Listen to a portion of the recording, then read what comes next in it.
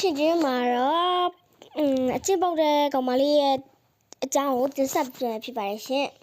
အချင်းပေါက်တဲ့ကောင်မလေးရဲ့နာမည်ကတော့မီနီလေးကိုခေါ်ပါရှင်နာမည်လေးကလှပြီးတကယ်စိတ်ဓာတ်ကတော့အချင်းပေါက်တယ်ပေါ့မနက်စောစီးပဲမီနီကထခဲ့ပြီးတော့သူကတဲ့ဟာကွာငါပြင်းတာကောင်လုံးလေးလှုပ်ပြီးပြီဆိုတော့ငါ6လဲမှုချိန်ရောက်ပြီမီနီ6လဲနေတယ်တဲ့မီနီ6လဲလမ်းဝတ်တယ်မှာလူတယောက်ပေါ်လာသူ6သွားနေ6သွားလမ်း6သွားနေအချိန်မှာပဲတထောင်စားလေးယောက်ပေါ်လာပြီပေါ့ဖြစ်ပေါ်လာတဲ့လူကတထောင်စားပဲဖြစ်ပါရှင်အတောင်စားသူ့ပြောတယ်သူ့ကျေးဇူးပြည့်တနာပါတဲ့သူ့ကျေးဇူးပြည့်တနာသူကပြော help me တဲ့သူ့ကိုကူညီကြပါနဲ့ကူညီပါတဲ့သူကျေးဇူးပြည့်ကူညီပါဆိုမိနေရတယ်ဘယ်လိုလုပ်တယ်ချင်တော့မိနေရတယ်ခွက်ကြီးကိုကန်ထုတ်ပလိုက်တယ်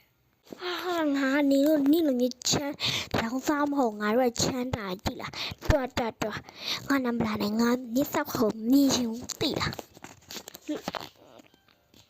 နေဆောက်ကယူမမြည်ရှင်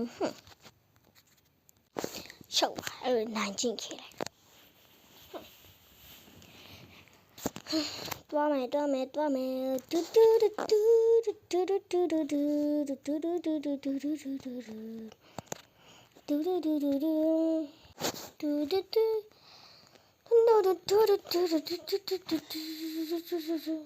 나니라 클리어 고네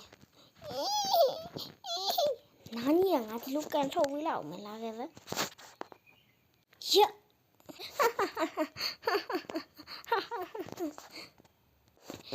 ဒန်ဒန်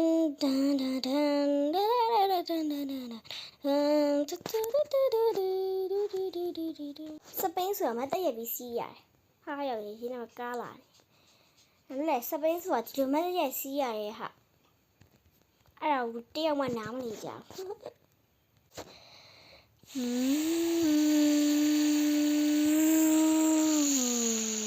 ဝါ